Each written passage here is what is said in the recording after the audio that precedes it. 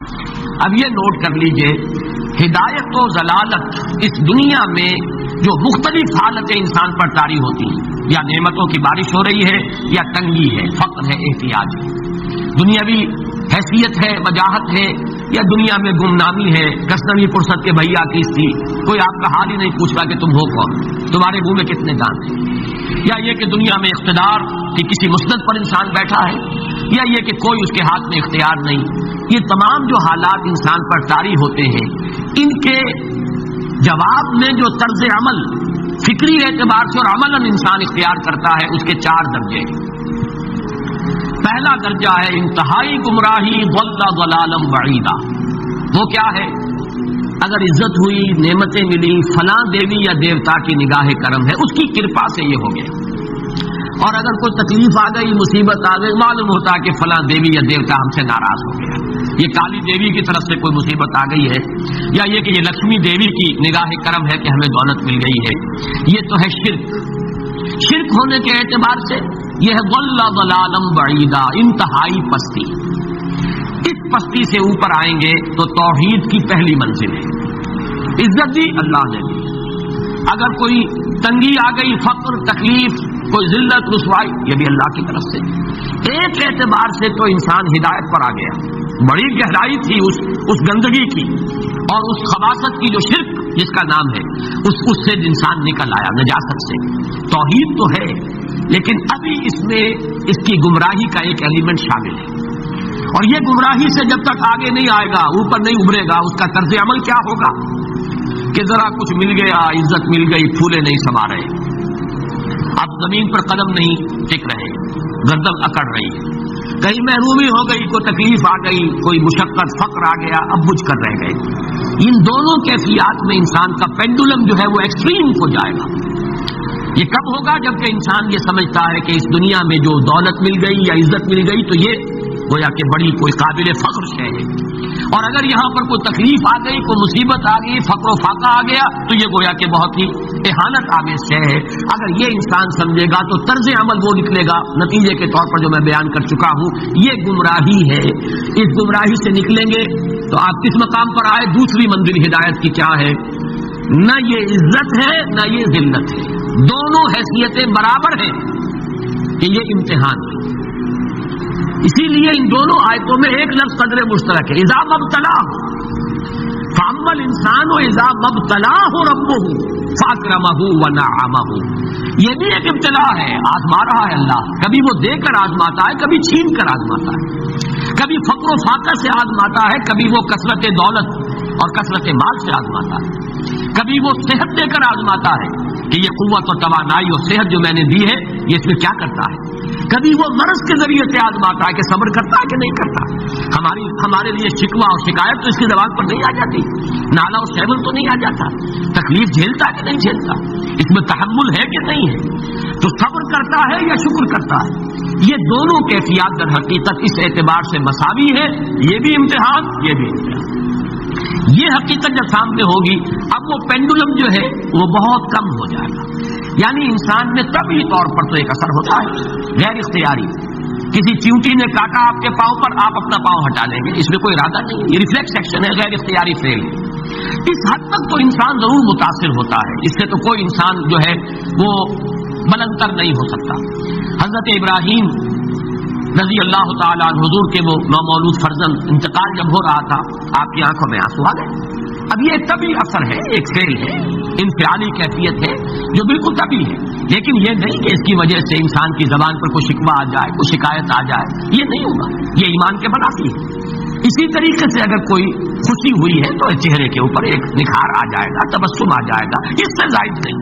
اس حد تک تو یوں سمجھیے کہ انسان کا طبعی تقاضا ہے، اس سے زیادہ یہ پینڈولم اگر سوئنگ کر رہا ہے تو گویا کہ اس حقیقت سے انسان محجوب ہے کہ یہ بھی امتحان ہے، یہ بھی امتحان ہے، جو ہم سورہ حدید میں پڑھ چکے ہیں۔ ما اصاب من مصیبت فی الارض ولا فی انفسکم الا فی کتاب من قبل ان نبراها ان ذلک علی اللہ یسیر لکی لا تعصوا علی ما فاتکم ولا تفرحوا بما آتاکم۔ اللہ تمہیں کچھ دے تو اتراؤ مت، اللہ تم سے کچھ چھین لے تو اس کے اوپر افسوس مت کرو۔ یہ نتیجہ ایمان کا نکلنا چاہیے۔ اگر تمہیں ایمان ہے اللہ پر، اگر تمہیں یقین ہے کہ جو کچھ ہوا ہے اللہ کے اذن کے بغیر نہیں ہوا، اگر تمہیں یقین ہے کہ اللہ نے جو میرے لیے طے کیا ہے اس میں میرے لیے خیر ہی ہے، چاہے فی الحال فی الوقت فوری طور پر مجھے ناگوار محسوس ہو رہی ہے بات، لیکن یقیناً میرے لیے اس میں خیر ہے میرے رب کی طرف سے کہ ہر کے ساتھ کی ماں ریخ عین الطافت. ہم تو شارٹ سائٹڈ ہیں، ہم دیکھ نہیں سکتے کسی شے کو، ہم اس کے ظاہر کو دیکھ کر گھبرا اٹھتے ہیں کہ یہ تو تکلیف آ گئی، کیا پتا اسی کے پردے میں اللہ کی رحمت آ رہی ہے. میں نے وہ رئیس امروہی کے اشعار آپ کو کئی دفعہ سنائے ہیں. وہ وقت آیا کہ ہم کو قدرت ہماری سعی و عمل کا پھل دے، بتا رہی ہے یہ ظلمت شب کہ صبح نزدیک آ رہی ہے. ابھی ہے کچھ امتحان باقی، فلاکتوں کے نشان باقی، قدم نہ پیچھے ہٹے کہ قسمت ابھی ہمیں آزما رہی ہے. رئیس اہل نظر سے کہہ دو کہ آزمائش سے جی نہ ہارے، جسے سمجھتے ہو آزمائش وہی تو بگڑی بنا رہی ہے. اسی آزمائش سے تو بگڑی بنے گی، اسی سے تو تمہارا خیر جو ہے اجاگر ہوگا، سامنے آئے گا، پتہ چلے گا who's who, what is what. ابو بکر میں کتنا یقین اور ایمان تھا، یہ کیسے معلوم ہوگا؟ کیسے معلوم ہوگا کہ بلال میں کتنا سہار، کتنا تحمل تھا، کتنا صبر تھا، اگر وہ مصیبت ان پر نہ آتی کہ جو امیہ ابن خلف کے ہاتھوں ان پر قیامت ٹوٹ رہی تھی. تو یہ ساری چیزیں جو ہے ما اصاب من مصیبت فی الارض ولا فی انفسکم الا فی کتاب من قبل ان نبرأ ان ذلک علی اللہ یسیر لکی لا تأسوا علی ما فاتکم ولا تفرحوا بما آتاکم واللہ لا یحب کل مختال فخور. اگر اس حقیقت سے محجوب ہو جاؤ گے تو پھر اختیال اور فخر اور گھمنڈ پیدا ہو جائے گا تمہارے اندر، یا دوسری طرف مایوسی، کمر ہمت ٹوٹ کر رہ جائے گی، خودکشی کرنے کو انسان آمادہ ہو جاتا ہے ذرا کوئی ناکامی دنیا میں آ گئی، کوئی تکلیف آ گئی. یہ ہے در حقیقت تیسری منزل، ہدایت کی دوسری سیڑھی.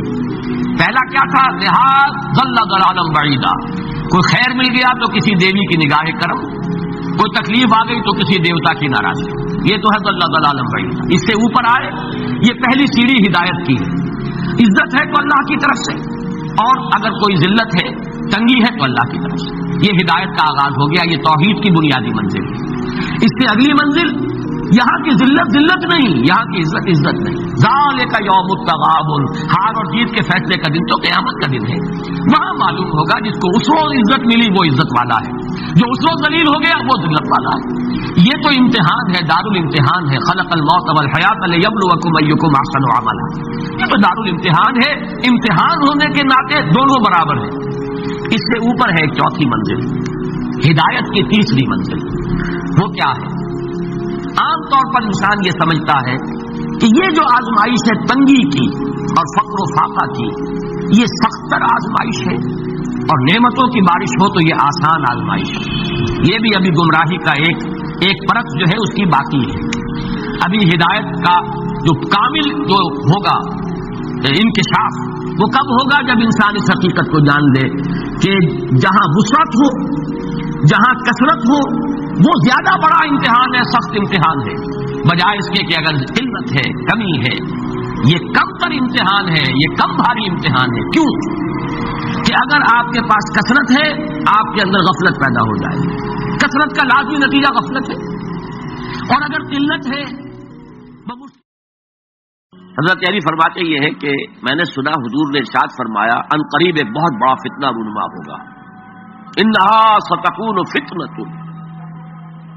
میں نے سوال کیا مل مخرج منہا یا رسول اللہ، اے اللہ کے رسول فرمائیے اس سے نکلنے کا راستہ کون سا ہوگا، مخرج کون سا ہوگا، ایگزٹ کون سا ہوگا. یا آپ کے ہالز میں جہاں ایگزٹ لکھا ہوا ہوتا ہے سرخ سی بتیوں کے ساتھ، عرب ممالک میں مخرج لکھتے ہیں اس کو، نکلنے کی جگہ، بھاگنے کی جگہ. اگر کہیں دھواں بڑھ جائے، کہیں آگ لگ جائے تو بھاگو ان روشنیوں کی طرف، ان دروازوں کی طرف، وہ کھل جائیں گے. تو جب حضور نے فرمایا کہ انہا ستکون فتنۃ، تو حضرت علی کہتے میں نے پوچھا بل مخرج منہا یا رسول اللہ، فرمایا کتاب اللہ، فتنوں سے بچانے والی اور فتنوں سے نکالنے والی شے صرف کتاب اللہ ہے. فیہ خبر ما قبلکم و نبأ ما بعدکم و حکم ما بینکم، اس میں تم سے پہلے جو اقوام تھی ان کی خبریں موجود ہیں، تمہارے بعد آنے والی جو چیزیں ہیں ان واقعات کا تذکرہ موجود ہے، اور تمہارے درمیان جو اختلافات بھی رونما ہو سکتے ہیں ان سب کا حل موجود ہے. وَهُوَ حَبْلُ اللَّهِ الْمَتِينُ وَهُوَ الصِّرَاطُ الْمُسْتَقِيمُ وَهُوَ ذِكْرُ اللَّهِ الْحَكِيمُ. اور یہی تو ہے اللہ کی مضبوط رسی، اور یہی تو ہے الذکر. تم نے الذکر نمل کیا بنا لیے ہیں، کس طرح کے اذکار. سب سے بڑا ذکر الذکر. یوں سمجھیے دی ریممبرنس از قرآن. اور یہی صراط المستقیم ہے جس کی تم ہر نماز کی رکعت میں استدعا کرتے ہو، اہدنا الصراط المستقیم. یہ صراط مستقیم ہے تو صحیح. تو حبل اللہ قرآن. ایک حدیث میں آتا ہے عبداللہ ابن مسعود سے رضی اللہ تعالی عنہ، القرآن حبل اللہ الممدود من السماء الى الارض. حضور نے فرمایا یہ القرآن جو ہے یہ اللہ کی رسی ہے جو تنی ہوئی ہے آسمان اور زمین کے درمیان. اللہ کا قرب چاہتے ہو تو اس رسی کو پکڑ کے چڑھو اوپر. تقرب اللہ کا سب سے بڑا ذریعہ قرآن. اس سے بھی زیادہ پیارے انداز میں ایک حدیث میں واقعہ بیان ہوا ہے. حضور صلی اللہ علیہ وسلم اپنے حجرے سے برآمد ہوئے اور آپ نے دیکھا ایک کونے میں کچھ لوگ قرآن مجید کا مذاکرہ کر رہے ہیں، سمجھ رہے ہیں، سمجھا رہے ہیں.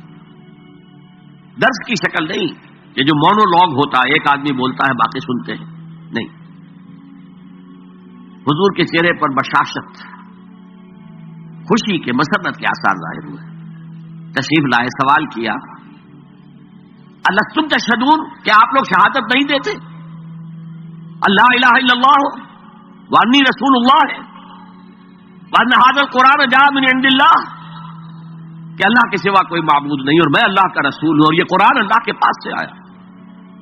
سب کا جواب کیا تھا؟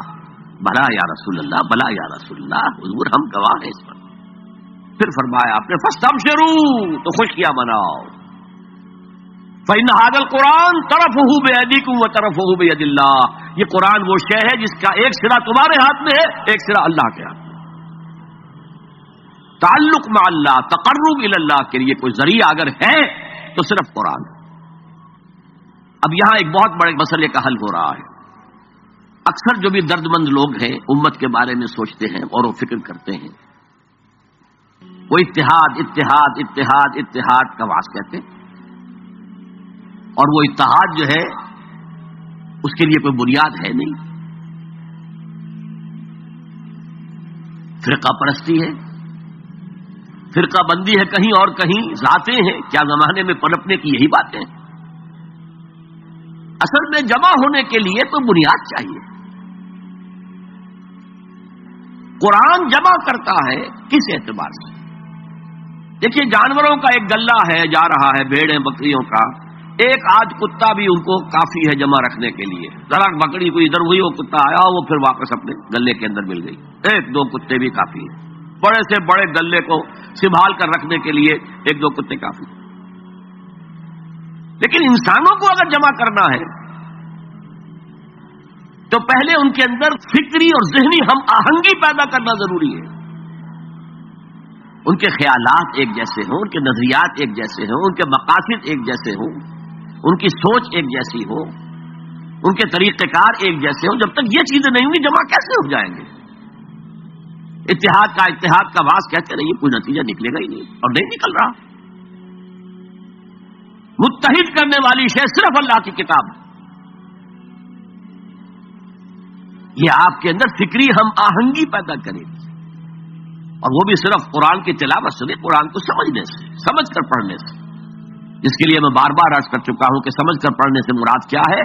اتنی عربی سیکھ کر پڑھنا کہ قرآن کا مفہوم براہ راست آپ کے ذہن اور قلب میں اترتا جائے. آپ کسی مترجم کے ترجمے کے ذریعے سے قرآن نہ پڑھیں، وہ سیکنڈ ہینڈ نالج ہو جائے گا.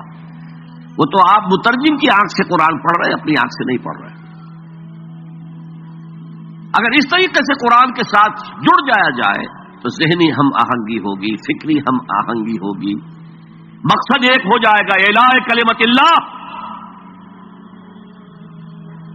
وہ جو کہا کسی نے کہ میری زندگی کا مقصد تیرے دی کی سرفرازی، میں اسی لیے مسلمان، میں اسی لیے نمازی. اگر مقصد ایک ہوگا تو ہم مقصد لوگوں کو کہتے ہیں امت. اما یا اموں کے معنی ارادہ کرنا. آمین البیت الحرام، وہ لوگ جو بیت الحرام کا قصد کر کے جا رہے ہیں، سفر کر رہے ہیں. تو امام جس کا کہ سب لوگ پیروی کر رہے ہیں، راستے کو امام کہتے ہیں اس لیے کہ آپ بھی راستے کے پیچھے پیچھے جا رہے ہیں، فالو کر رہے ہیں راستے کے ساتھ، راستہ مڑ گئے آپ بھی مڑ گئے. تو امت وہ ہے ان لوگوں کا مجموعہ جن کا مقصد ایک ہے. آج ہم کہتے ہیں امت مسلمہ، امت مسلمہ، کہاں ہے امت مسلمہ؟ وحدت امت کا سب سے بڑا خودی خواہ ہندوستان میں علامہ اقبال، ایک ہو مسلم حرم کی پاسبانی کے لیے نیل کے ساحل سے لے کر تا بخا کے کاشغر. لیکن اس کو بھی ماننا پڑا ہے اپنے لیکچرز میں، reconstruction of religious thought in Islam. There is no Muslim ummah present at this time. کوئی مسلم امت موجود نہیں ہے. Instead we have a number of Muslim nations. یہ بات چونکہ 1928 میں کہی، اس وقت تک تمام مسلمان ممالک جو ہے کولونیل پاورز، یورپین پاورز کے تحت تھے، غلام تھے. انڈونیشیا سے موریٹانیہ تک سب غلام. وہ تو صرف صحرائے عرب کو چھوڑا ہوا تھا انہوں نے، کہ وہاں کچھ تھا ہی نہیں. اگر تیل اس وقت کہیں نکل آیا ہوتا تو اس میں تو وہ پنجے گاڑتے کہ جو کبھی پنجے نکلنے والے نہ ہوتے. بہرحال یہ ان سب کو جوڑنے والی شے جو اقبال کہتا ہے instead we have a number of Muslim nations. آج ہم کیا کہیں گے؟ Instead we have a number of Muslim countries. پھر مسلمان ممالک میں بھی ایتھنک، لنگوسٹک، کتنے جھگڑے، کتنے اختلافات، کتنے چکر چل رہے ہیں. ڈارفر میں جو کچھ ہو رہا ہے سوڈان میں، وہ بھی ایتھنک ہے بنیادی طور پر. وہ کوئی مسلم غیر مسلم فساد نہیں ہے، ایتھنک ہے. تو اس اعتبار سے سوچئے کہ انسان کو جمع کرنے والی شے صرف وہ ہو سکتی ہے جو ان کے مقاصد کو یکجا کر دے، ان کے نظریات میں ہم آہنگی پیدا کر دے، ان کی سوچ کو ایک رنگ میں رنگ دے. پھر وہ بنیاد مرصوص بن جائیں گے. علامہ اقبال نے بہت خوبصورت انداز میں کہا ہے، از یک آئینی مسلمان زندہ ہست. مسلمان اگر زندہ ہے تو ایک آئین کی وجہ سے ہے، وہ آئین قرآن. پیکر ملت ز قرآن زندہ ہست. یہ پیکر ملت جو ہے، جسم ہے ملت کا، جسد جو ہے، یہ اگر زندہ ہے تو قرآن کی بدولت ہے. جیسے میرا بدن ہے، میں زندہ ہوں تو جان کی وجہ سے، جان نکل جائے تو آپ کو معلوم ہے کچھ ہی دیر کے بعد یہ ڈیکمپوز ہونا شروع ہو جائے گا. اس سے جلد از جلد قبر میں اتارنا ضروری ہے. اب یک آئینی مسلمان زندہ ہست، پیکر ملت سے قرآن زندہ ہست. ماں ہما خاکو دلے آگاہ اوست، احتسامش کن کے حبل اللہ اوست. ہم تو میری خاک ہیں، خاک کے سوا کچھ نہیں، اور اس کے اندر دل جو ہے وہ قرآن ہے. ماں ہما خاکو دلے آگاہ اوست، قرآن ہے دل. احتسامش کن کہ حبل اللہ اوست، پکڑو اسے مضبوطی کے ساتھ کہ حبل اللہ وہ ہے.